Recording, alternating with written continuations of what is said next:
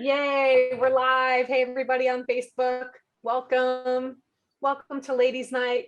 I sort of maybe heard it wrong. I thought maybe they said 80s night. So I went with the big 80s night. Oh, it's Ladies Night now, of course. But yeah, I felt like it was, extra special night. The last Ladies Night we had was in June. So it's been a minute. We took a little pause, little summer vacation. And so I thought, we're back to it. And I wanted to dress up a little bit, be a little special. I bought myself some flowers to share with everyone watching. We all deserve flowers every once in a while, right? So yeah, we're going to get started in just a couple of minutes, and we're so excited that you're here. Thank you so much for coming, everyone watching us on Facebook. And I would love to know a little bit more about you. Where are you watching from? Drop your name in the comments and where you're watching from, so that we can say hello. And actually, it would be very helpful if I opened my chat so that I could see what people are saying there. Yeah, so we're going to say hello to Brenda Koenig. I think you pronounced that. I worked with someone with that same last name, and I think people probably mispronounce it a bunch. So welcome, Brenda. Brenda's first time here, so welcome. I think you're going to have a really, really fun time with us tonight. Let's see. And yeah, let us know for sure if this is your first time. Sarah is here. Tanya, you may know this, Sarah. Sarah. Yes. Hi, Sarah. Welcome. Teresa is here from Swampscott, Massachusetts. Mm-hmm. That's kind of a fun name. Dana from Tampa. We've got people from all over. Let's see. Oh, and we have Stacy from Vancouver, Washington. And she's been using Boom for the last 4 years, which is awesome. Thank you so much for saying that. We sure love it here. Sandra from, oh, this is a fun place. She is from Medicine Hat, Alberta, Canada. Medicine Hat. That is a pretty cool name. Very, very cool place to be from. We have Christina from Virginia and Stacy, who is also a first timer. Welcome, Stacy. Welcome, everyone. We have someone from Hagerstown, Maryland. Wow, we're covering the map tonight. We've got Teresa from Chicago, couple Teresas in the house here. Very fun. So yeah, keep dropping your names in there. I'm gonna kind of welcome people in as they come, but I do want to kind of get rolling because I am super excited about tonight. I am Colleen, the COO of Boom by Cindy Joseph, as many of you may know, or if it's your first time, you may not know, and welcome to a very special Boom Ladies Night. It's special for a couple of reasons. First of all, because tonight officially kicks off Pro Age Month here at Boom. So we like to reserve the entire month to be excited about Pro Age. And so that means we're doing a ton of giveaways, and we're doing lots of great content, Pro Age tips, and lots of fun surprises along the way. And then of course, kicking things off with Ladies Night is super special. And all through August, like I said, we're going to be doing a couple different giveaways, and you watch the Facebook page, or if you are on our email list, you'll hear all about those goodies as they come up. And so I definitely do not want to wait too much longer to introduce our incredible guests tonight. These are two powerhouse women that I happen to know outside of just tonight. I've been working with them for a little bit, and they are both amazing women.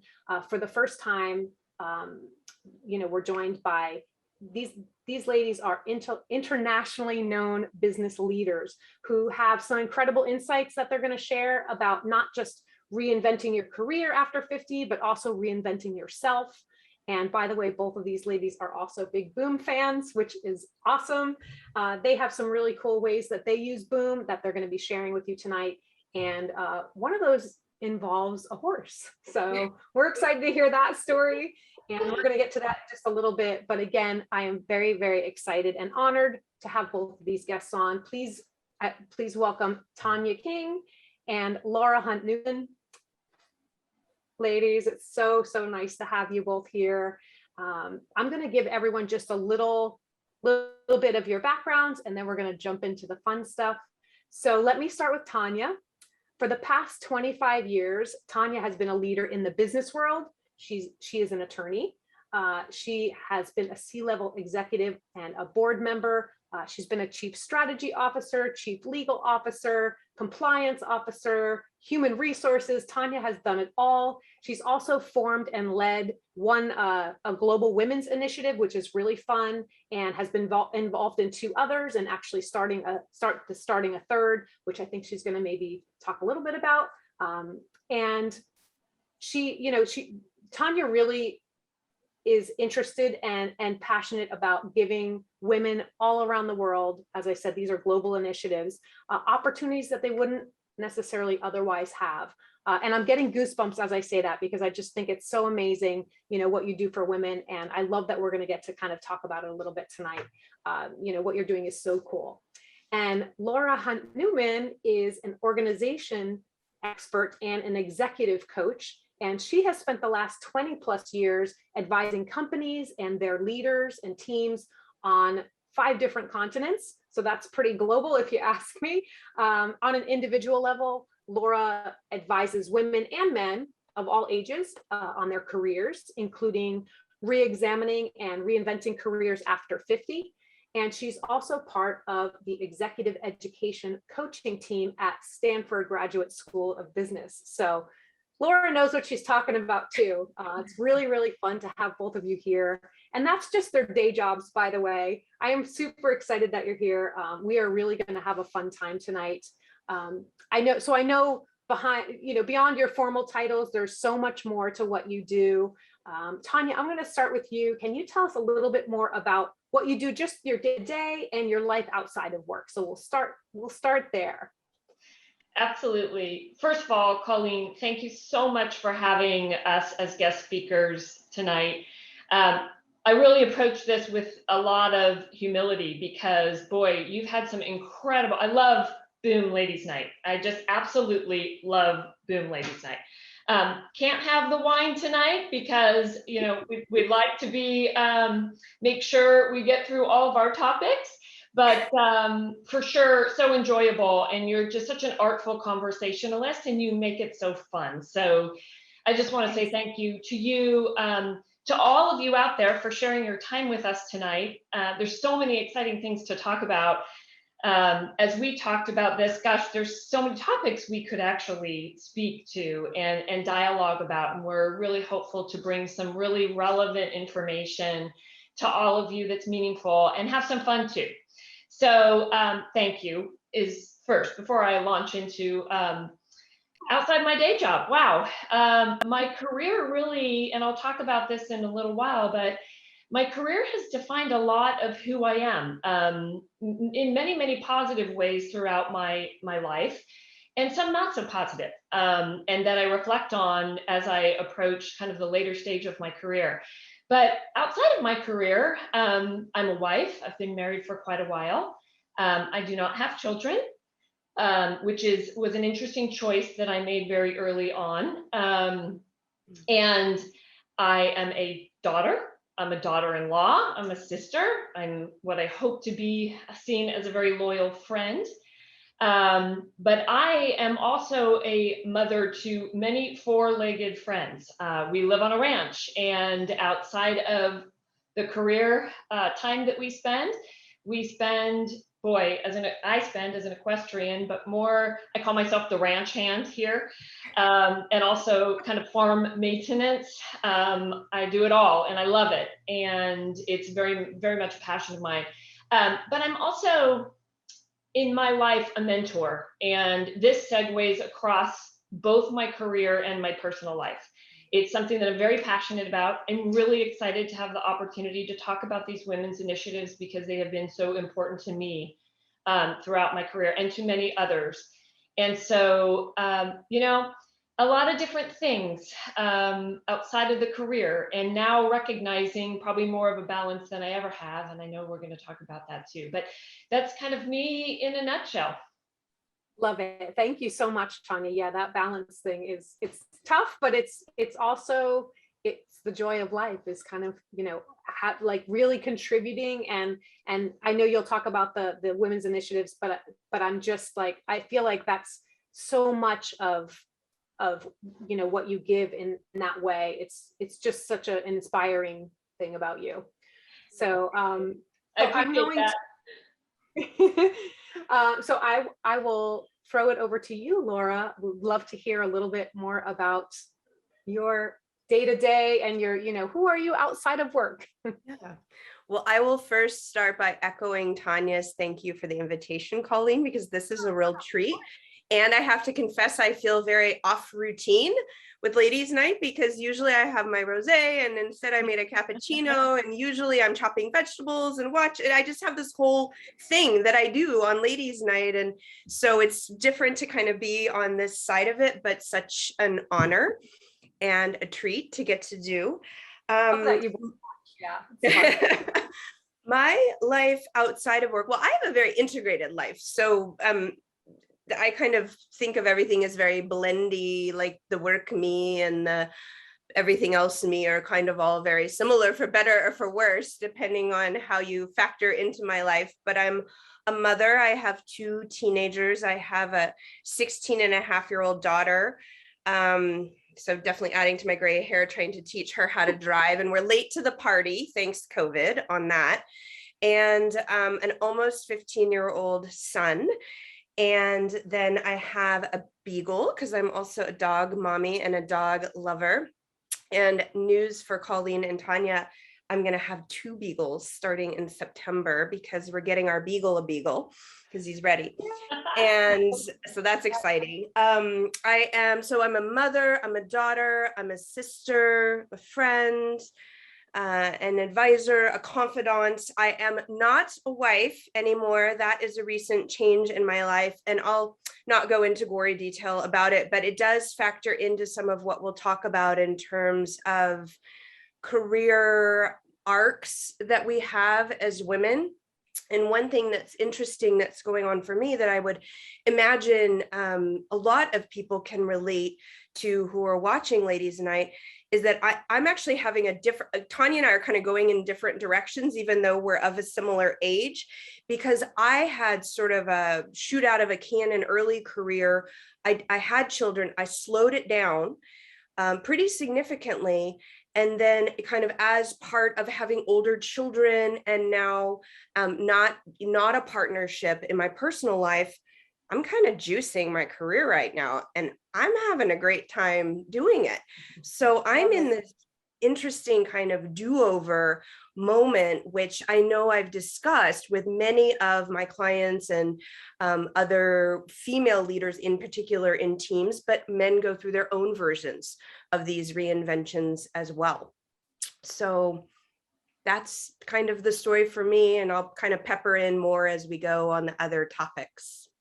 I love it. I love the topic of reinvention. It's always so fun because everybody, even if it's not such a large, like a big moment, like you just described, the dissolution of a marriage, it's like we can reinvent ourselves anytime we want. And it's just a matter of being intentional about it. And I think that reinvention is really something I think that resonates with everyone. Like it's time for a little switch up. I love that. And I love that you're going to talk about it a little bit more as we go through some of these fun topics tonight. But first, I know that a lot of our guests come for the makeup tips. They come for the makeup tips and they stay for the fun conversations. So I'm going to do just a little makeup application so that everybody kind of can see. I usually do this every ladies' night, just because it's kind of fun to show up fresh face and give you a little before and after. So I'm going to do a little quick makeup demo just with the sticks.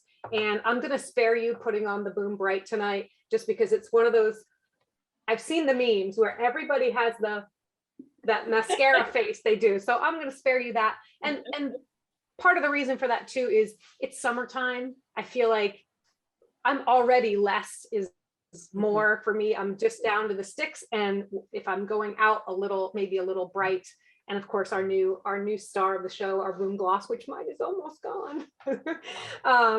But I do tend to go a little bit lighter in the summer anyway, just because you get Mother Nature's a little bit of extra color from being in the sun a little bit. So I'm just going to do that really quick, and I'm just going to keep on talking while I do it. And I would love to hear if either of you have any little tips with the trio in particular, would be really cool to throw that in now. I'm going to just start with a little teeny bit of the color on my cheeks. I mean, wow, my eyes, I think, get worse every Boom Ladies night, because every time I take off my glasses, I feel like I can see so much. I still see my face, like it's still here. We are talking about aging, pro-age, but the eyes are a different story altogether. Yes, my eyes did not get the memo. You look fabulous. You look fabulous.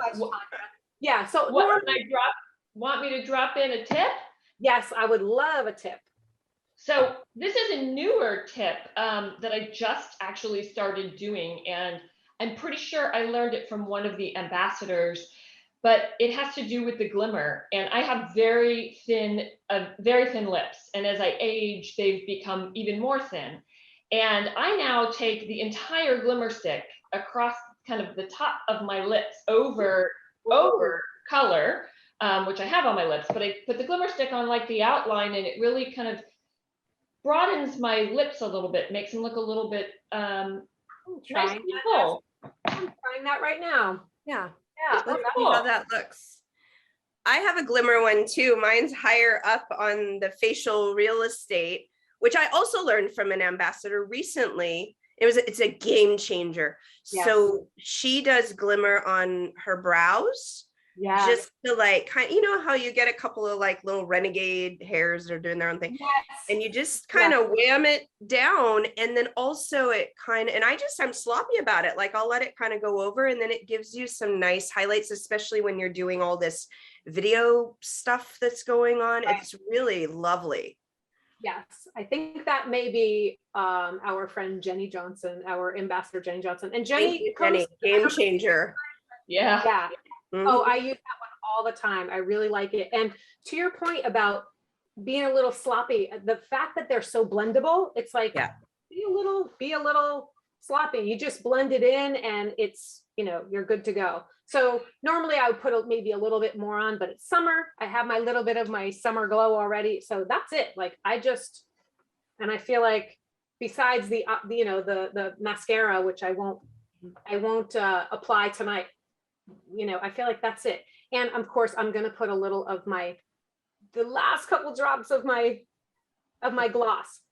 And that's, I feel like I keep the gloss right here. Like it's literally between me. I'm obsessed. I'm going to talk. I have a story about this later, but I'm super obsessed with this. Yeah. Oh, me too. Me too. And I know we're out of it right now. So apologies to anyone who's going to the Boom store and trying to grab it. We should have it back very, very soon. It is so worth the wait.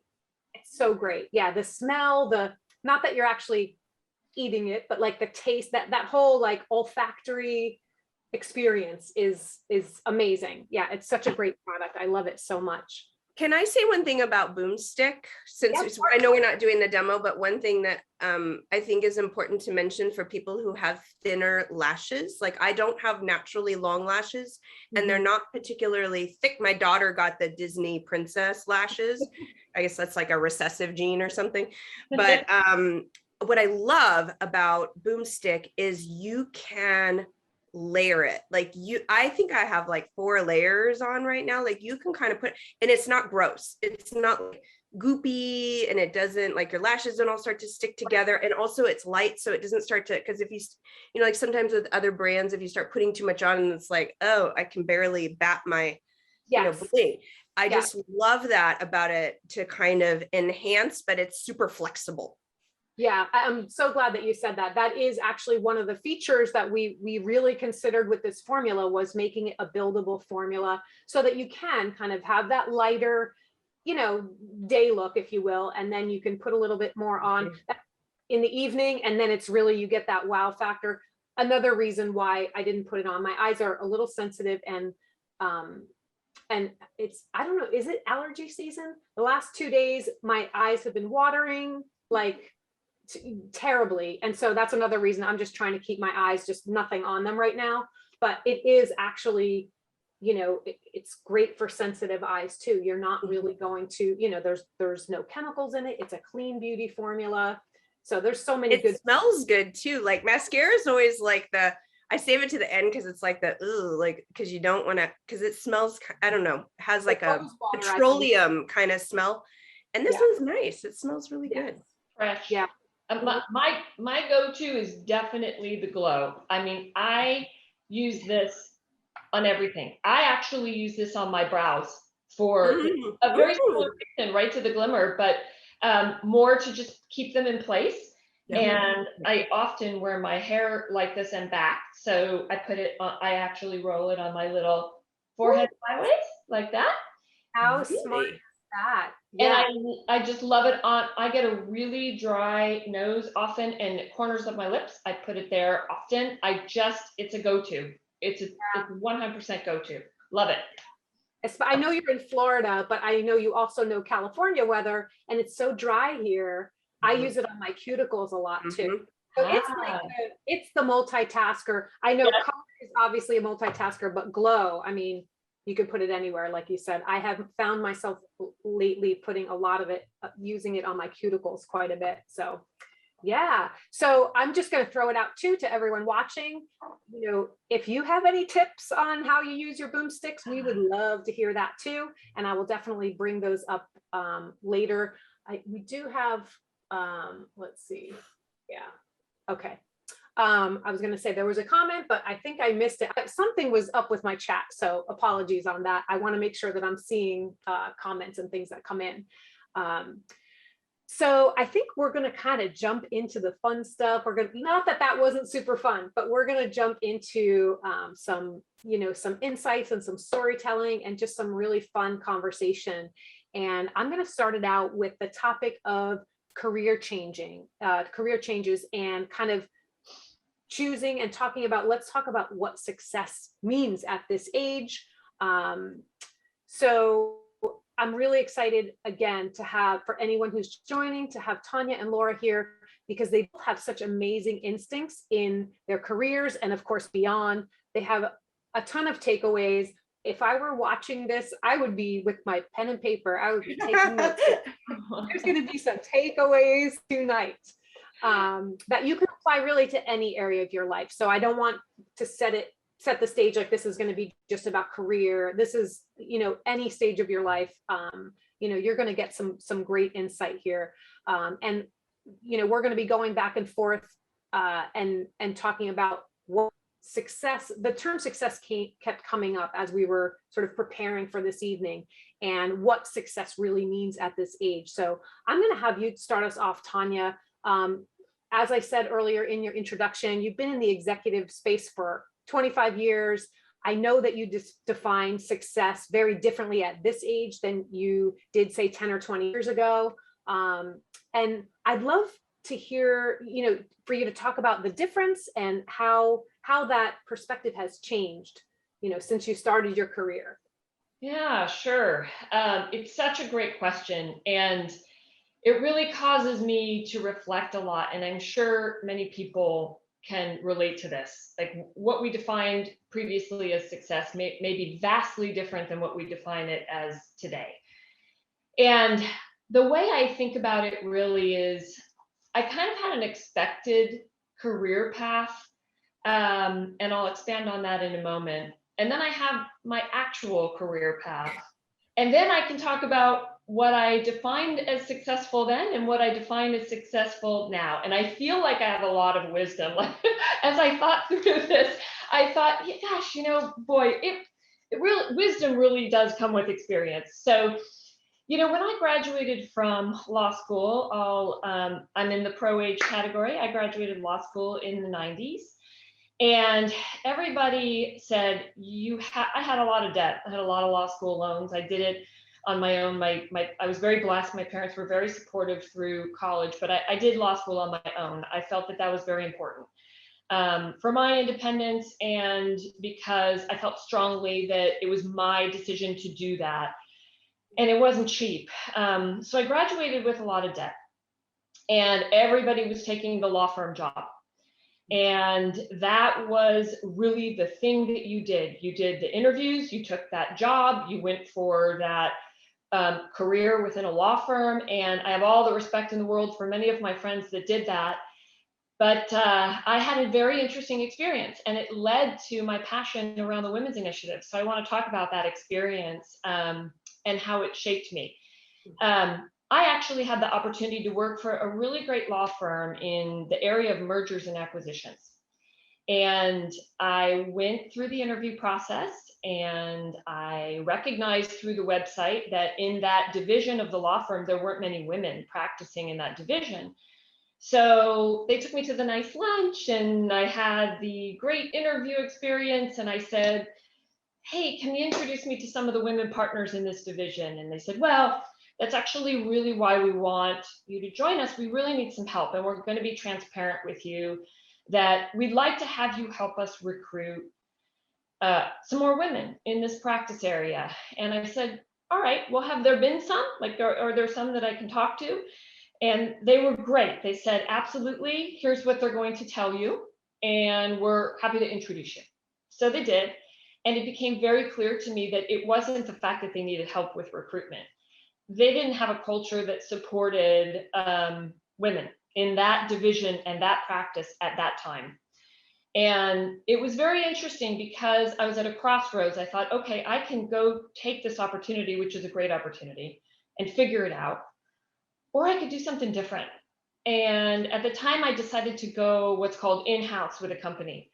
And it was more of kind of a business/attorney role. And it was a culture that fit kind of where I wanted to be better. And this decision really shaped me because, number one, I was very blessed in my professional career. I never felt like I had a glass ceiling, but I did experience others that did. And the way that I looked at success at that point in time in my life was the path that others thought I should take, whether it was a colleague, that everybody, all my friends that graduated law school, what do you mean you're not going to, how are you going to pay your loans off? How are you ever going to, really truly practice when you don't get the requisite training that you need, and all these things. And my father, bless him, huge supporter of mine and wonderful man, also said, what are you thinking? So it was a big jump. It was a big jump for me, but it was the right path, because where it led me was a definition of success around what I was better at, which was developing people. And at that point in time, between those two events, the first being kind of not an environment where women were really being promoted and developed and could succeed, to an opportunity in a role that allowed me the ability to do that. And someone said something, Sarah said something really interesting to me today. She said, wow, you were in a position then of having to shape your career to fit an opportunity for you as a woman, but now you're in a position to help others shape that for them. And so to me, that is my bridge. Like, that's now success for me, is making that change in my career to a point at which I became very focused on mentoring and developing people and watching them grow, and really truly developing a personal and professional passion for that. So I would have defined success then as, I got to run, even though I took a different route than most did as a lawyer. I got to run. I've got to work really hard. I've got to pay off the loans. I have to have 2 kids. I have to have the white picket fence. Everybody gives you this list of what success should look like for you. And I didn't do a lot of that list. I didn't check a lot of those boxes. And I'm actually really grateful that I didn't do all of those things. Other people did, and it was great for them. And I know that now, reflecting back, the way I define success is so much different. My career then shaped a lot of who I was, and I am today. Now it has been so much more. Like, who would have ever known that the choices that you made in what you thought should be success for you then actually led you to the path of what you're so focused on success being today, which is that person who helps people grow and develop, men and women overall, but also fostered this real sincere interest and passion of mine, which I hope is infectious because of all of the groups that I've been involved with and supported, but it has changed so dramatically. And it's actually been dramatically for me personally and professionally, but it's been because of the choices I made in my career. So hopefully that answers your question. I love that. And I have to say, since first meeting you and getting to know you, I feel like that is the one thing that that stands out for me is I always can see your passion, your love, just that energy around helping people, like, helping them. You've either been there before, or if it's a new problem, like, let me just help you figure it out. And I just feel like that is one of the things I think of first when I think of you, is how much you are, how the excitement, the genuine, authentic excitement that I see, in helping people. Obviously, I've benefited from that a little bit. You've been such a great, I've learned so much from you already. And I love that answer. And I really appreciate you sharing that in such depth. That was so great. So Laura, I'm going to throw this question at you. How has the idea of success, or your definition of success, changed for you, or even your clients at this age? I know you work with a lot of executive clients, just a lot of clients in general. And so I feel like you probably have something to say about that success.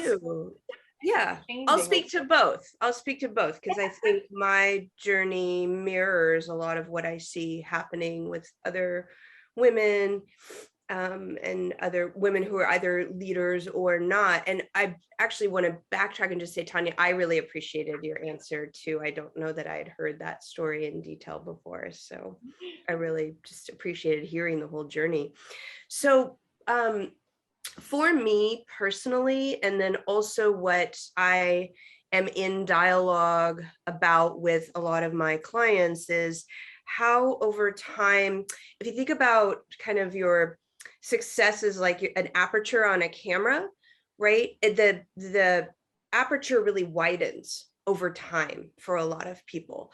So I think of this as the scale of success really shifts. When you're in school, it's all about, I got to get good grades and I got to get into the right university and I've got to go to the right graduate school and then I have to get the right salary. And it's all kind of very performance oriented and, kind of tight aperture, right? And then it kind of widens. It's like you, and it's like a team or division, add some family in there, wide. And what I see happening post 50, and it happens sooner for some people and later for other people, so there's wide variation, is that aperture widens and people really, particularly women, really start to think about success as, where can I have impact? Where can I have scaled impact? And so you see it from moving beyond kind of their own metrics of success to like family, community, wider social impact. And this is where you see kind of wonderful foundations and nonprofits start to blossom, whether women are founding them or joining their boards or leading them. You see all this different variation. And so the arc that I would typically see, it actually mirrors your story, Tania. I'm just sort of doing like the academic overlay of what you said, which is, I think, this incredible journey that so many of us are going on, which is you kind of start with what you think you're supposed to do. Your unit of analysis is you, and then you're just really broadening. And then in our later life, we are really thinking about who are we helping and how do we help many, many, many people. Does that make sense, Colleen, as a way to sort of think about success over time? Yes. It's definitely what I feel and what I see. If I may, I have to say, I so appreciate that academic overlay, because as I was thinking about it, it started as a continuum. If you look at it, it was one straight line, right? It was this, then that, and then the other thing, and then one more thing. Now it's a triangle. You have your family at the top, you have your career on one angle, right? You may have friends and other interests on another angle of your triangle. And you're absolutely right. I mean, you articulated it so well. It's just broadened and it's better. It's just better. Yeah. It's very fulfilling. I think when when we are able, well, it's like, all the research on gratitude about part of the way you kind of feel better or kind of pivot yourself in a bad day is you do something for someone else. It's the same concept, right? At scale, it's like, oh, I'm just really going to open up and see how I can have impact, how I can define success as like well beyond the benefit to me, but as me, with me as one beneficiary of the many. Yeah. I love that. And I love that you use the aperture analogy, because it's kind of a good segue into my takeaway from what both of you ladies just shared, which was amazing. I'm not writing things down, but thankfully this is being recorded, because I would be distracted if I was writing things down. But I was, I was an art major. I went to school for art. I was going to be an artist in New York City, and that was going to be my thing. That was my definition of success, was getting a job in the city and, doing my thing and riding the bus or whatever into the city from Jersey, because I figured, I don't know if I'll ever make enough money to, live in the city. But like for me, success would really been, I didn't even allow myself to dream that I could afford to live in the city. But that being said, as I took on different jobs, I realized pretty early on that I did not want to be, as they called it, a bridge and tunnel rat. That is what they call people who live in and commute to New York City. Those are bridge and tunnel rats. I didn't want to be that. So, but as I learned more, you're so young too, when you're sort of, I don't want to say forced, but when it's expected of you to sort of decide what you want to do. I'm going through that with my son right now, who's 19. He graduated school and he doesn't really know. And it's like, that's okay. And, I think for, coming up in high school, depending, you can have different pressures that you have to choose by this time. You have to know what you want to do. And I just wasn't there. I knew that I liked to do art, and I thought, we live close to the city. Yeah, that's what I'll do. And I'll be successful if I get my job in the city. And of course, over time, my definition of success changed. And I struggled a little bit. I also, as you said, Tania, like I found that I really loved teaching people what I just learned. Like I loved mentoring, someone who maybe didn't know. I found myself doing that with the art classes that I would learn. I found the most joy in translating that information and teaching someone else, like bringing someone else up in what I had just learned. And over time, I kind of, without even realizing it while you're in it, my definition of success changed dramatically. I'm, no longer do I have any desire to be an artist in New York City, although that might be fun for a week or something. But I found the true joy in my life is basically leading teams of people and accomplishing goals and things together as a team. And it's been really fun. And so that being said, that sort of segues into my next question for you, Tania. I know when we spoke the other day, you talked about the importance of giving yourself permission to see success differently. And that was sort of what I needed that, I needed that. And I wasn't giving myself that permission. And I loved what you said about that, and was hoping you could kind of share your thoughts on that a little bit more. I felt like that was so insightful. Yeah, of course. So, and I'm going to start with a personal story because it informed me. I went to a women's group dinner, about midway into my career, and everybody had to go around the table and say something interesting about themselves.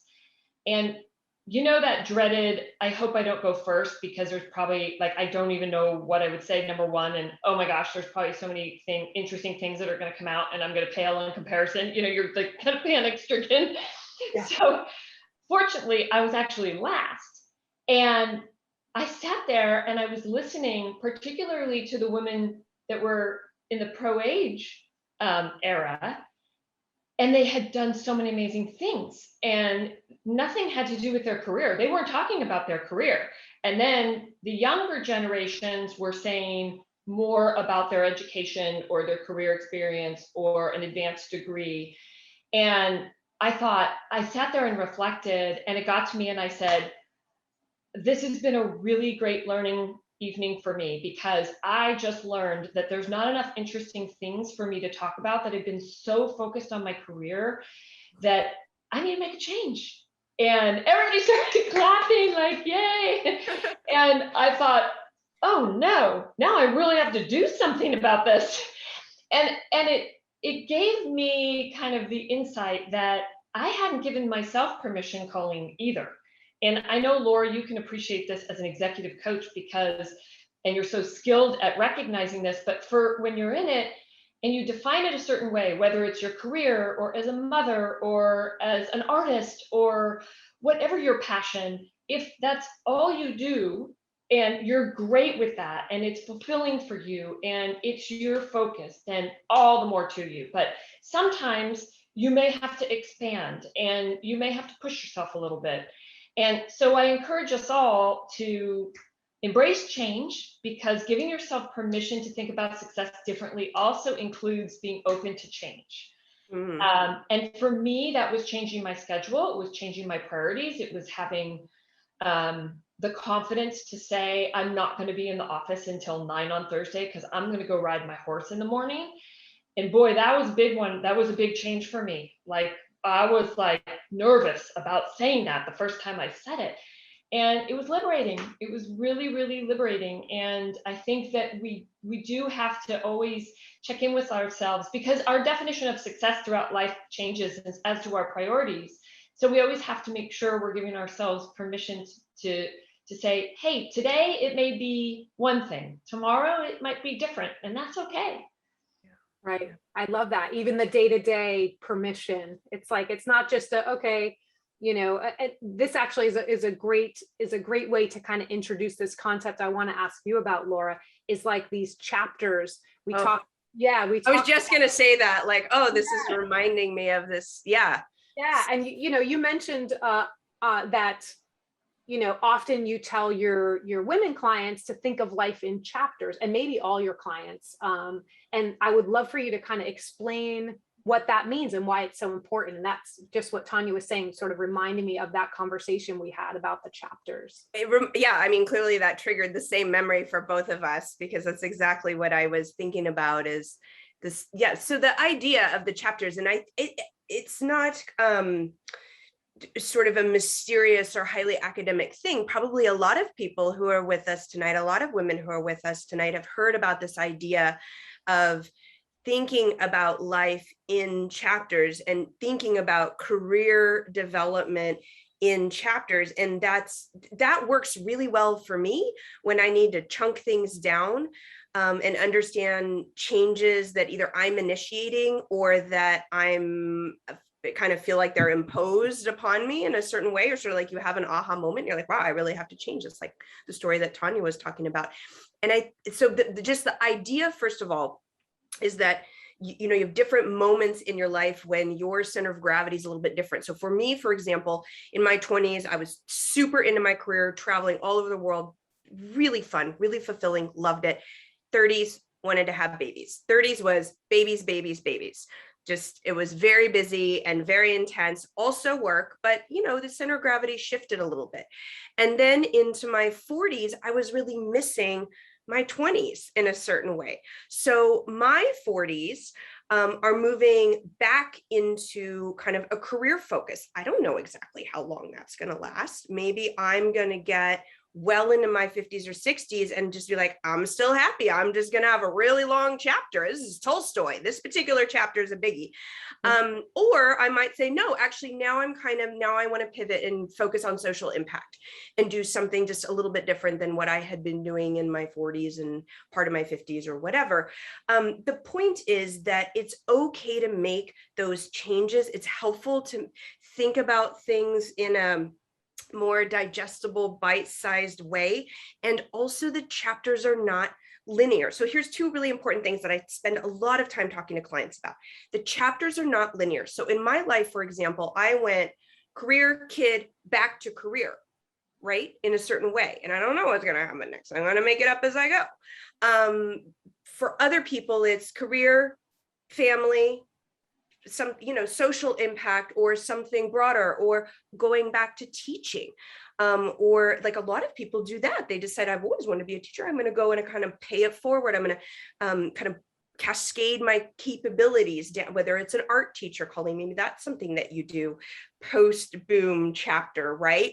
Or teaching little kids, if that's something that you always wanted to do. So first of all, chapters are not linear and they don't have to be linear. And second of all, and Tania, I think this goes to part of your story about the list and the white picket fences, and everyone might have the list, but not everybody checks everything on the list at all. And not everybody's at the same point on the list as other people. And it's the same thing, like not everybody's on the same chapter, right? So I have friends in their 40s, like really like mid 40s, that are just starting families. Well, I did that in my 30s. So we're kind of in different chapters, but it's a discussable thing. It's okay because we see it as different moments in time.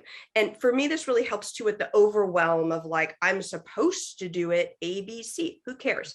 Just chunk it up and take it your own way. It does not have to be linear. It's dynamic. Guess what? The world is going to throw you a wild card anyway, like COVID or whatever it might be. Could be a more personal thing, something, health thing in your family, health thing for yourself. And then just be to your point, Colleen, about Tania saying you got to give yourself permission to define success your own way. That's this idea of everybody's kind of in their own book, right? And they're in it, even if you're in the same book, you're reading different chapters at different times. And sort of just being okay with that, I really think helps decompress all this pressure that we all feel all the time. Does that make sense? It makes perfect sense. And I love the little point you made about the chapters can be different lengths. Like Tania, you said one day it might be this, and the next day, like that's a super mini chapter, but then you might get into something that's more interesting. And then to your point, Laura, you could have another chapter going on. We can read 2 books at the same time, That's like, a great point too.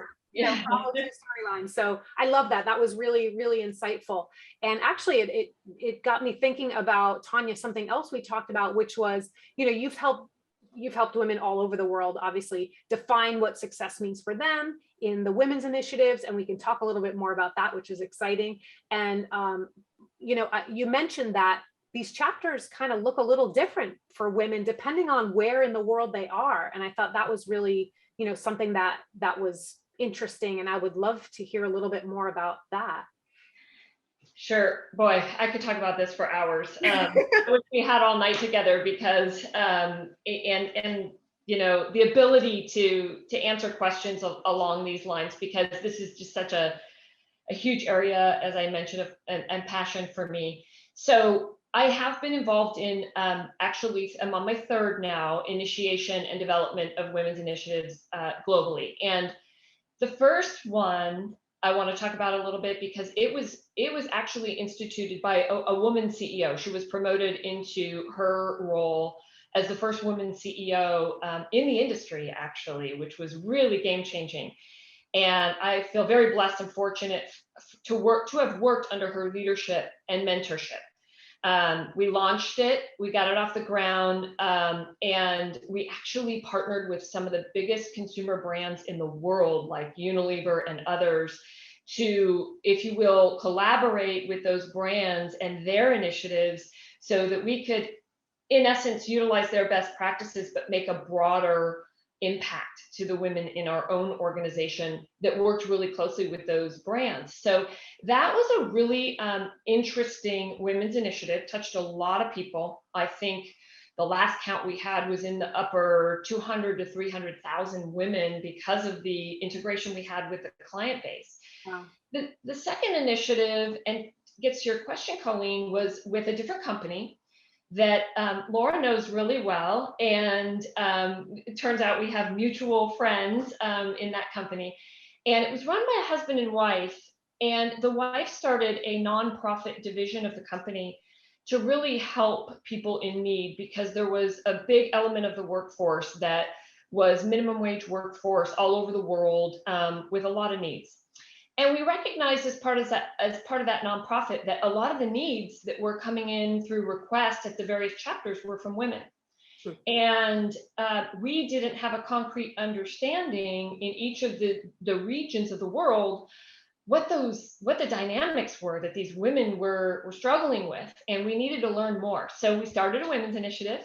It included at the time also a diversity and inclusion initiative. I was named diversity and inclusion officer at that company. So we were able to pull it all together: diversity, inclusion, women's initiative, and we did it with this nonprofit. So it was unbelievably spectacular. And I just want to go back to what we learned was that these needs of women, and by the way, the pandemic, there are statistics out there that the pandemic has adversely and significantly impacted women more than men, which is why Laura and Colleen and we're all working on an initiative right now, because time is of the essence. There are people coming out of this pandemic that really need help, and significantly a big population of women. So we learned that all over the world needs are different, and you have to slow down and you have to appreciate and understand and listen in order to make sure you're doing the right thing on their behalf. And one example was we wanted to roll out a development plan, and it had a huge celebration around it. And we recognized from some feedback that some of the women said, in our culture, if we go home and we share this, it's not going to be well received. And we thought, wow, okay, we need to pause. We're going to do something a little bit different, right, in that culture. And I learned so much through the launch of that initiative, but I want to tie this back to success, because what I loved asking in every single one of these initiatives that really focus on women are 50% of the work population, of the population in general, a little bit more. And how can we best serve them, whether it's through company initiatives, whether it's through environmental initiatives, whatever you're working on, how can we best serve? And I always ask the question of people, what is the best takeaway out of this initiative that you've received? And the best answer, and the reason I define success differently, is someone actually said to me, and if you got goosebumps before, Colleen, you'll get them again, because I did. She said, I never recognized that I had the skill and potential to be in the job that I'm in today without this initiative. Like, I needed someone to help me realize that and to bring me along. And I know, Laura, this is near and dear for you, coaching, and Colleen, you as a leader. But to me, that one conversation was worth every single minute of time and investment, and which I love to do anyway, because it didn't matter. But ultimately, these women's initiatives all over the world are needed. I'm excited about this third one. I learn more and more through each one. I'm always open to new ideas, and many companies already have them in place. Many organizations, nonprofits as well. So wherever we can help, we should. And Boom has done such a phenomenal job, right, in a brand promise to women that is fulfilled every day. And so, Colleen, big kudos to you for that as part of all of this. Thank you, Tania. Yeah, that, I mean, it's really, it's one of this concept that I kind of want to talk about next, which is something that both you and Laura in our previous conversations sort of introduced me to this idea. And that story did give me goosebumps. And it also, you know, I'm so thrilled that I get to work with both of you on this women's initiative, because you talked about the idea of legacy thinking, and I had not really thought about, you know, deeply before. Sure, we all want to leave sort of our legacy. We want to, you know, we want to put good things out in the world that have a ripple effect and last. But when I really thought about it, I thought, what steps have I taken? You know, and couldn't really come up with anything super concrete other than every single day I wake up and I do my best and I try to mentor and you know, put good things out and make a difference, you know. But let's sort of like define that. Is that my legacy? And I hadn't really thought about, you know, the bigness. Like, legacy is a big concept. And Laura, you mentioned it's kind of like deciding what kind of a garden you're going to plant and what you're going to leave behind. And I love that analogy so much. And I would love to hear kind of, you know, have you sort of explain that analogy a little bit, and, you know, we'll talk about that. I just love that garden analogy. That's really what what had it stick for me was just that visual thing, you know, a visual thinker. And I was like, a garden, yeah, you know, I would love to have you elaborate on that. Yeah, I'm happy to. So we'll just first one thought on the garden visual, just to like really get it in everybody's mind's eye, as they say. And then I'll just offer for the taking how I frequently talk to my clients and even my girlfriends and my sisters about this idea, because I have a structured way of thinking about it that people seem to find pretty helpful. And it's not my idea, so I'll also give credit where credit is due. But the thing about the garden that I think is so cool is that when you're planting, and I'm not like a huge gardener, but we did do a little bit of COVID gardening. So it was like, this is very more top of mind than normal. But it just looks like a pot with dirt in it, you know, when you start it. And it's like, oh, like it's not that exciting, you know? So you're like, oh, I'm going to do this thing. And then it's just like a pot with dirt. But then time, you know, time lapse, let's keep our photography metaphor going, right? Time lapse photography. And then you have the garden. So what it looks like at the beginning and what it looks like at the end are not the same, but it's so important to do the planting with the end in mind, to be really intentional, right? About, are you gonna have a vegetable garden? Are you gonna have a herbal garden? Or are you gonna have just flowers? And I just like flowers. They don't need to have like a purpose. They just are beautiful and they smell good and they inspire me. So really thinking about like what's gonna go in that dirt and then being okay with it looking like dirt for a while as it blooms. So here's kind of a way to think about the process.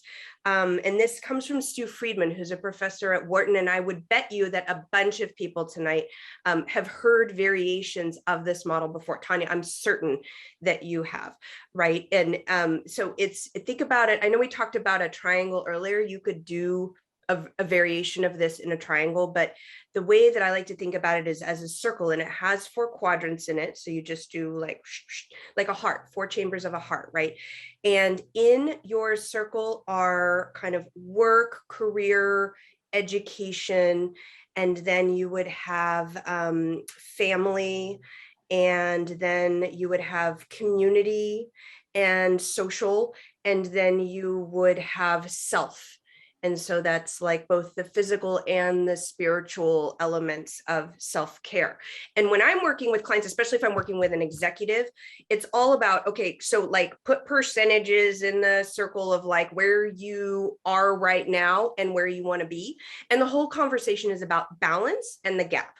Because for a typical, certainly a female leader who's got like a whole bunch of people under them, but really anybody who has any responsibility in life, just figuring out, like where I am and where I want to be are not the same. And so how are you going to close the gap? But the piece of this that connects to legacy, Colleen, is that I've started to play around with this circle in terms of not the present, but what would you like this to look like in 5 years?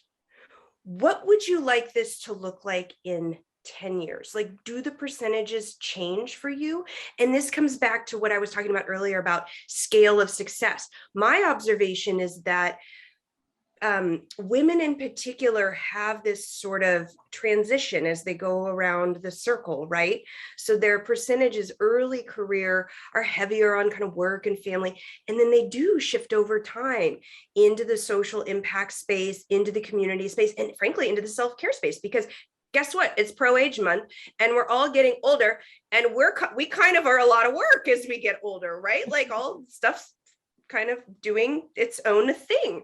And so but being intentional about like, okay, this is kind of the balance that I want now in my circle.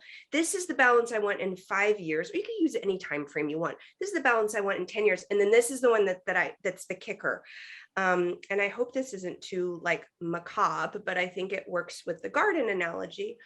What is the circle that I would want people to tell others that I built? So let's say I'm not here. How would people fill out my circle knowing me? And is that the one, does that picture, is that circle the one that I'm designing right now? And if not, time for a change, time to switch some things up. Yeah. That's how I think about legacy. Like you can be intentional about a garden, you can be intentional about your legacy, about your career. We'll be talking about in terms of success and career, but I think about it in terms of legacy too. And also it is dynamic, not linear. Like it's gonna look different over time. Yeah. Is that responsive to your question? Yes, totally. What really struck me about it was at the very beginning of that, where you said, you're designing this, you're literally designing this, and you use the garden analogy. It's not going to look like what you want it to look like right away. I think about this all the time because my husband is a big gardener, and like he'll plant stuff, a tree here or a bush there, or flowers here, and I think it looks so sad. Like it just because it's not robust and fill and grow, and he's like, trust me, I'm the person who, we're going to plant carrots. I throw 100 carrot seeds down. It looks like it could fit about 50. He's like, no. You want to put you want to space, and they need to have time, Don't crowd your carrots, Colleen.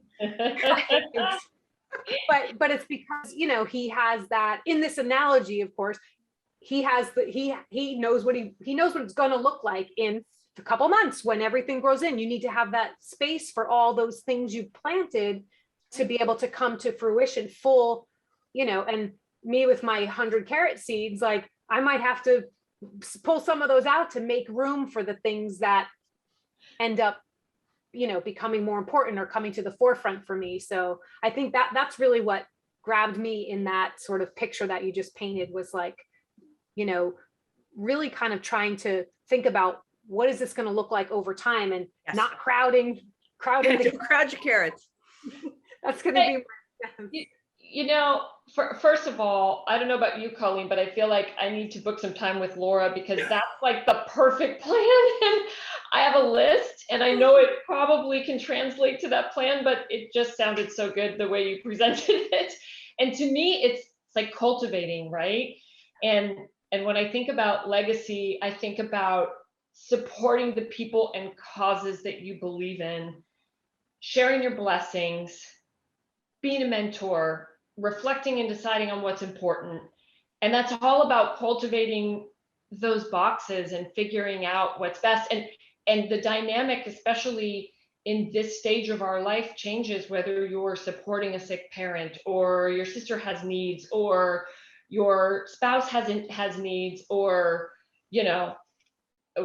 whatever it may be.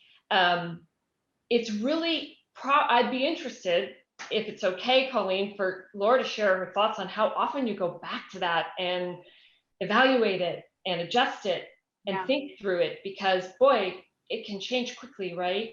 Yeah.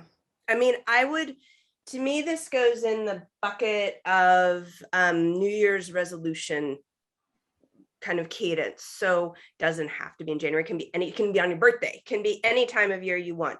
But I think like an annual check-in is a good way to do that. And you can't start too soon either, right? Because it's sort of the circle with the 4 quadrants model, kind of, it lines up to the chapter thinking we've been doing too. So if you're, even if you're really young, you can look way out, or even if you're not really young, you can just look a year or 2 out. But I think you're right that because it's dynamic, and because our priorities change, and because there's other stuff going on in the wide world that impacts us, that if you can just kind of every year, either at the new year when we all get a little reflective, around your birthday when we all tend to also get a little bit reflective, to kind of do okay, where am I now? And are my kind of target circles, however many there are am I kind of on track for those, or do I need to adjust them?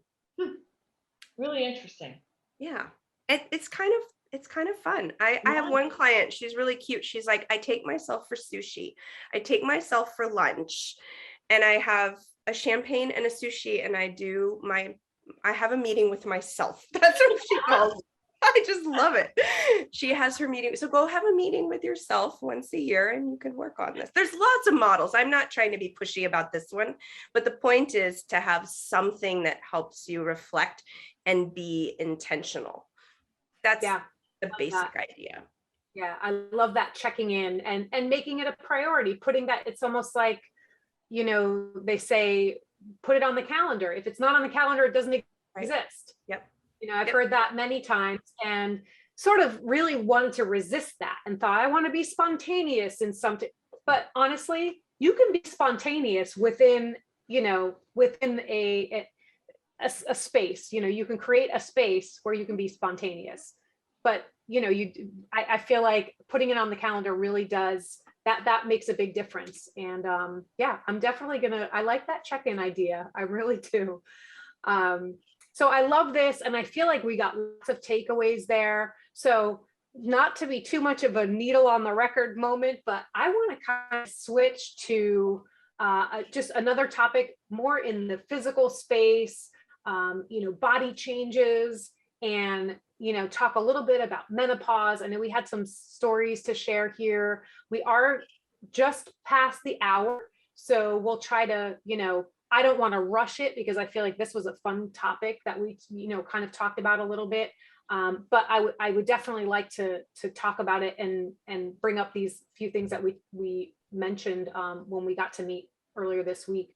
So part of being pro-age and embracing life is also embracing everything that comes along with it. These physical changes, menopause, a lot of these other changes. And I'm 51, so I'm just kind of getting there myself, and certainly beginning to experience these things. Like you said, Laura, you know, your body's just doing things. It's just doing different stuff now. And it kind of, every once in a while, you're like, I should probably pay attention to this. And I know, Tania, you had a story to tell about this, you know, specifically about the menopause conversation. And if you would like to share that, I would love to share that with everyone watching. Yeah, absolutely. So I'm 52. I had a health issue that put me into very early menopause. So I actually went through it well before anybody around me in my peer group did. I think I was about 42 or 43. And now everybody jokes, because whenever anybody I know of my friends says that they have any kind of ailment, I say, have you had your hormones checked? So literally, like, it's a joke that everybody says Tanya's answer is going to be, or Tanya's question is going to be, have you had your hormones checked? Because the way that I described it, and I didn't know what was happening, because again, I was younger and I didn't know anyone who had been through it really in my peer group, was that I felt like I was like really, really sick. Like my joints hurt when I woke up in the morning. I didn't feel myself. I was in a fog a lot. And I know a prior ladies' night, I really enjoyed the conversation on this, because I went through this kind of alone. I didn't even know where to turn. I didn't know what questions to ask. I thought something was wrong with me. And the general practitioners are always like, well, you know, let's run a blood test, what have you. Fortunately, I have a wonderful naturopath. I ended up making the personal decisions to go on bioidentical hormone treatment very early, which was very successful for me. But just a message, and I had someone call me recently and say, my God, I'm suffering from these night sweats. I don't know what this is. Like, what is it? And I feel like the more conversations we can share around this topic as women, particularly for those like me who might be going through it early on, the better, because we know a lot. Like, women are great at getting the facts and educating themselves and figuring out the solution. We're very talented in that regard. So what I wanted to share, I want to share that story to say, it's really important, because I've watched so many of my friends now go through it with different symptoms. One person thought they had a back issue and, you know, just a down their leg pain, and ultimately it was hormones. So just really interesting changes in your body at this age that you might attribute, and doctors may attribute, to something that actually might be perimenopause or menopause. And it's important for us to think about that, even if early. Right. And I love that you say, like, you made the decision to, I know there's a myriad of choices out there. You decided to go the bioidentical hormone path. These are things that I feel like, you know, to kind of, there's no shame in you wanting to feel better and you wanting to get through this in a, you know, in a put together way. You had this have this amazing career, like that's kind of like, that's in the way. You need to get that fixed so that you can continue on, or you're taking care of a family, or you're doing your thing. And to kind of take that shame away from like allowing yourself, again, this permission thing is so important. Like, give yourself the permission to go get that fixed. Don't feel like, because I will admit, like, I'm one of those people who feels like, oh, I don't need to take an aspirin. Like, I'm being such a baby. I just power through it. And you don't have to power stuff all the time. Sometimes you can accept the help, go get the help that that might be sort of, you're not being such a powerful woman like you, Tania. I feel like you have to allow yourself to, to be vulnerable and go get help when you feel like you need it. And I think a lot of people just want to power through stuff. It's such an important point, Colleen, because I also think that I applaud people who treat it naturally, successfully. I also respect people who make the decision to do it differently than I've, managed through it. But it's really important to tackle it because it can be all encompassing for us as women. And it creeps up in various ways that you don't even recognize until you do get a remedy. So whether it's essential oils, or I got a chili pad that goes on my mattress that takes my temperature down to 65 degrees. The thing is amazing, game changing. Lifesaver, right? Yeah, life altering. Boom products, right? I mean, your skin's changing. Like, what are all these things we can do to help us as we go through this? And you know what? It's a great change. We're just so much. I know it's cliche, but we are wiser, and I feel like more comfortable in our skin. And you're right. Give yourself the permission to do it the way that's successful for you. Right. Awesome. Laura, I don't know if you have any thoughts to throw in about that, even just physical changes in general, when you're in this age, these physical changes can kind of have an impact on everything else in your life. And I would love to hear your thoughts around it too. Well, I'm just a shade younger than Tania, but not that much younger. So I'm 47. I was talking to someone else about this the other day, and I'm like, I don't think I'm in menopause yet, but gosh, do I need a lot of sleep lately? And boy, can I like not eat like I used to. And I just like, my body is not fit the way that it automatically was. And my skin looks thinner and all of that. The one thing that I have a lot of hair. So I'm not having hair issues, which I'm grateful for, because I have a lot of friends that there's sort of symptoms related to aging that have to do with hair, which I think would be really tough. So I don't know where I am. Tanya, to your point about education, like it raised the question of like, I don't know, am I in menopause, or am I just like really tired? Am I just having like COVID fatigue and I just need a lot of sleep to like process everything happening in the world right now? And that's like a coping mechanism for me. I don't know, but I definitely feel, I feel the aging process happening. No question about it. I'm not a huge, like, I don't feel the need to be beautiful through it, but I feel the need to feel good through it, to your point, Tanya, and to feel healthy. So that's one of the reasons I do like the Boom products so much, because it's not makeup. It just makes you feel spectacular. And I feel kind of very nourished. And it's more about the self-care piece of it for me than like the visible beauty part. I don't know if that resonates for other people that are on tonight. Kind of, I would imagine everybody has a little bit different center of gravity around that.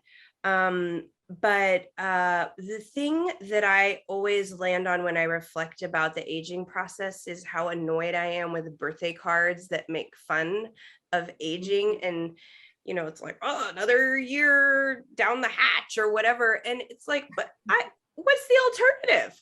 Like, come on. And I have lots of friends who are not with us anymore, whom I miss and who would have made a different choice had they had the option. So bring it on. Like, I'll do what I need to do to make it work, right? I think so much of these things in life, like everything else we talked about tonight, so much is mindset.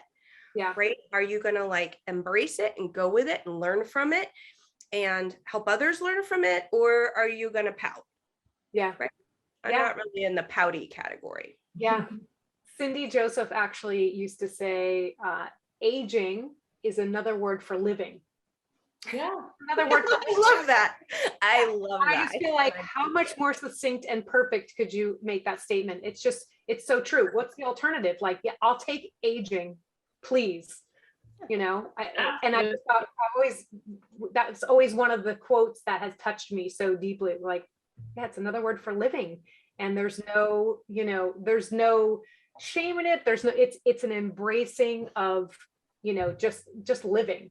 And, I know we're talking about it in the context of being pro-age, but that's a lot of that is because it's necessary to kind of snap some people out of the conditioning that we've all had our whole lives, which is, aging is bad, or especially as women, your value declines as you age. And none of that is true. To your point, Tania, like, I feel so much wiser and so much, my instincts are so much sharper, than they ever were before. You just know instinctively what's right for you. It's not always going to be the same thing someone else would decide, but I know a lot quicker what the right answer is for me. And that, I feel like that came with aging and living, you got that life experience. So yeah, that was really fun. I love that little segment. And I do want to throw it out to the audience. I know many of you have, gone through these changes, and if you feel comfortable and you want to drop a little story in the comments, I'll certainly mention it. Or if you don't want to, if you just want to share, but I hope that you enjoyed that little segment as much as I did. I do want to kind of end the night with one of my favorite questions, which is, what's your favorite boom? So I don't know, Laura, if you want to kick us off there, but I think I might even know what your favorite boom is.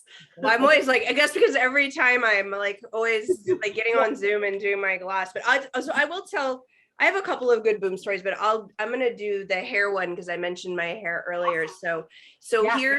This just happened in July. So this is very recent and was a boom aha moment for me, if I may say. And I've been a user for a long time now, and I kind of thought I knew how to use everything, but here's what happened. So I had to fly to Ohio to do something with a client, and my flight got canceled through Denver. And so then I had to take a red eye. And look, at 47, you don't tolerate a red eye the same way you do at 27. I don't know what I was thinking. So I get to my hotel room in the morning and I take a shower, and I literally look at how you look at yourself in the mirror all the time, but you know the difference between when you're just kind of looking at yourself in the mirror and then when you really look at yourself in the mirror. And so it's like 7:15 in the morning, and I had just a hard me and Laura moment in the mirror. And I was like, wow, Houston, we have a problem here. And part of it was that Ohio people who might be on the call, it's humid where you live in a way that I was not prepared for. And so I didn't have like hair stuff, but I did have Boomsilk because I don't go anywhere without that. That stuff is like magic. And so I, first of all, I slathered it all over my face because I had just not slept the entire night. And then I was like, oh, I wonder if I could just like put some of this in my hair, and my hair was wet. Like it wasn't just like a flyaway thing, which I had read about or maybe seen on another ladies' night. I actually used it as like a hair oil, and I was gorgeous. It was like shiny. Oh, I actually have it in my hair tonight. Because it's great. And for those of us who are busy and traveling, and whether you're traveling for work or you're traveling for personal reasons, and I know a lot of us haven't been traveling as much recently, but we're going to get back to it. To have one little pot of something that's like TSA, like the 2 ounce, that's what I travel with. That thing is like a 360. And I love it, and it doesn't leak. And yeah, so that's my most recent. Now I'm just all about Boomsilk in my hair. Love. And I have a lot of hair. Yeah, so true. It's you can use it for everything. And I didn't realize that your hair was wet. It was. I didn't realize that, which is. I mean, I didn't overdo it. Right. If you have oily hair, but proceed with caution. But if you have dry hair, it was wet, and I put it in like you would do an oil, and then I dried my hair, and I was like, I'm never going back. Yeah, I love it. I love it. How about you, Tanya? What's your fave? You know, I gotta say it's Boomsilk as well, and for a couple different reasons. So, and I'll bring up the horse. So, first of all, I kind of have a no filter rule. This whole social media filter thing, and I just as I'm aging, I never want to show up looking completely different than somebody saw me in a picture, right? And so I have a lot of friends who use filters, all the more to them. They love them. I'm not a big fan.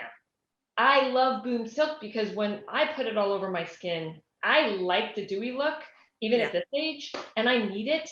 And I am in Florida, so it's pretty humid here, so your skin retains the moisture a little bit better. But Boomsilk just puts such a nice dewy look to my skin. So my horse actually was going through a lot, had a lot of skin issues. And I thought, well, gosh, it's been so good for me. I said, heads up, Colleen, you're going to see one big order come through for Boomsilk. It's going to take a lot. And sure enough, there I was out there rubbing it on. My horse's name is Panda. She's white and black. So all the white areas where she had scratches and nicks and bites and things, I put Boomsilk on. So I've actually expanded it out into the barn area, its use. So you'll be seeing larger orders. Hopefully pretty soon they can make this in the gallon size. 8 ounce, it's kind of big for a person, but yeah, for a horse, I would imagine it would not. Tanya has to like scoop it, you know, like I feel like this, she's like, gotta do that. Well, Yes. I'll tell you one other thing, Colleen, talking about what my human barn here. So I have a 15-year-old son who's a surfer because I live in Southern California, and he uses Boomsilk like crazy because just kind of helps it stay moist, but his nose is always burned because he's got the kind of very fair skin like me, burns easily. And so whenever I'm ordering, I order like my stash, and then I order for my daughter, my teenage daughter, because lots of the gloss.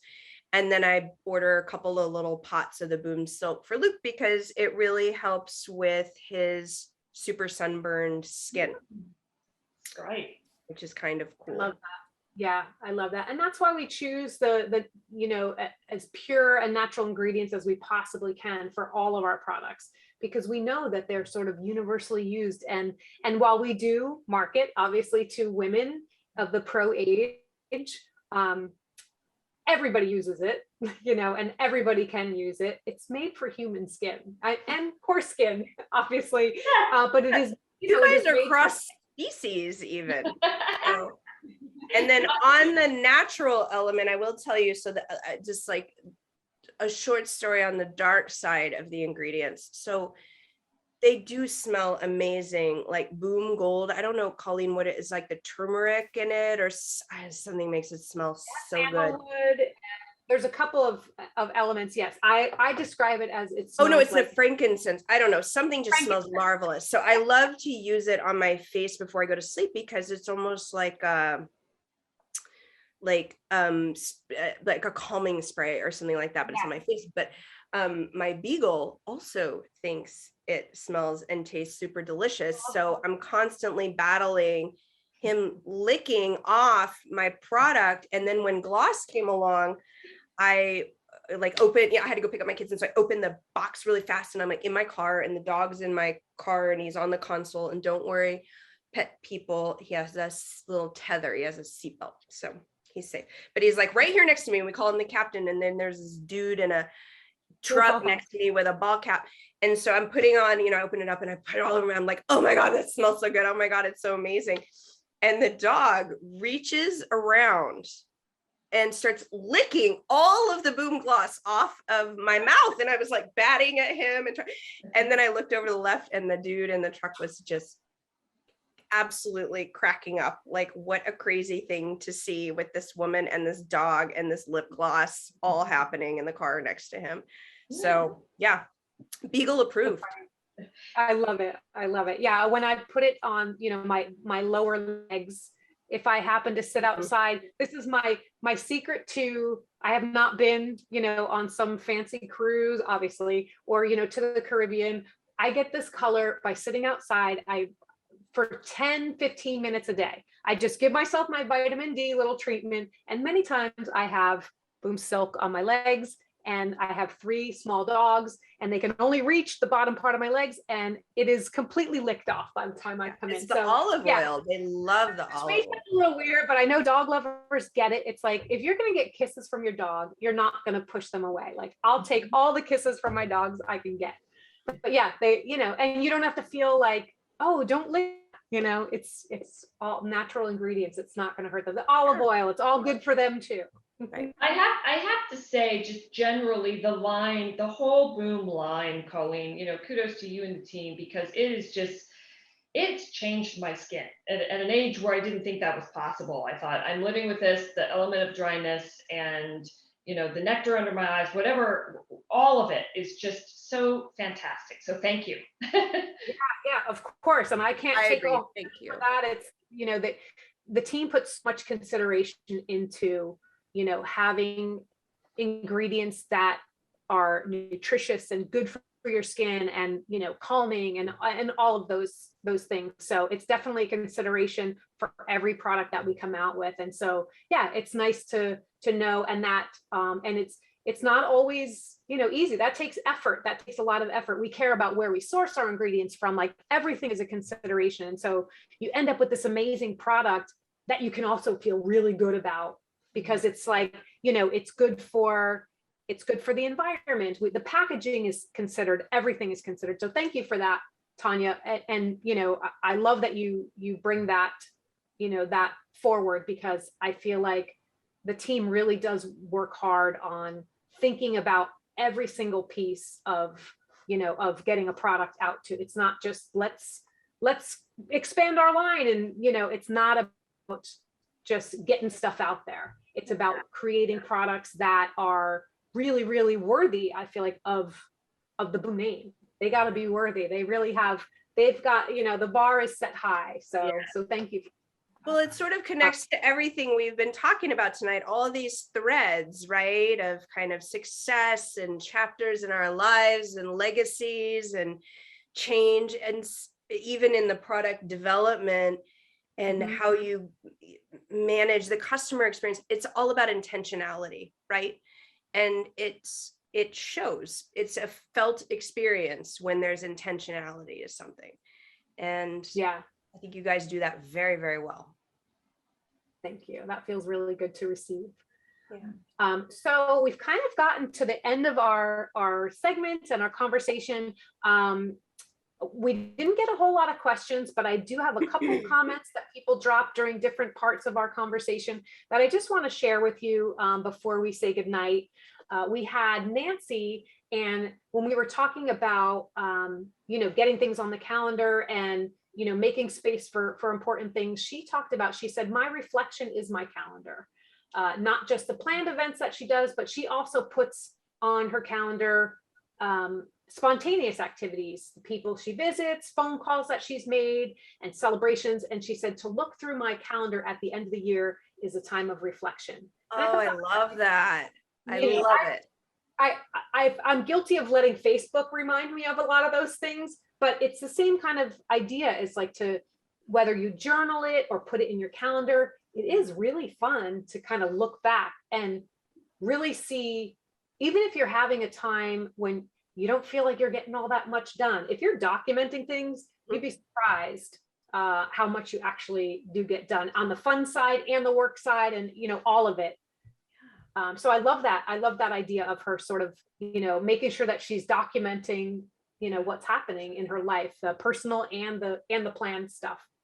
And then she also said she went through her superwoman stage in her 50s and ended, with just, some emotional trauma, which I'm sorry to hear that, Nancy. But she said now that she is 68, she said after selling our motel, she owned a motel, which, oh my gosh, that's a lot. They sold their motel 3 years ago and realized that it's okay not to be that ever ready bunny. Life is awesome. She said exercise, reading, and skincare, it's all great. And I love that. This is the chapters that we're talking about. It's like the chapter of chill, like you just chill. enjoying the fruits of your labor. It sounds like, that was a very busy time for you, Nancy. So I'm glad to hear that you are, relaxing and enjoying and reading and exercising and all those fun things. Yeah. And so I think we have one more. Lonnie says, success at 80 is knowing that my life experience is of value to others and enjoying sharing wisdom and stories of my learning and self-confidence. As it's not only all right to be you, but others need to be the best. Others need you to be the best you that you can be also. So yeah, so that was really fun. I love those little reflections. So with that, I'm going to say goodnight to our friends watching on Facebook. Thank you so much for joining us tonight. I hope that you enjoyed tonight as much as I did. My heart is very warm and very full. And so thank you until the next ladies' night, and we will see you then. Next one, I'm gonna have wine. Yay. Thanks, everybody. Thank you, Good Colleen. night. Good night. Of course. Bye.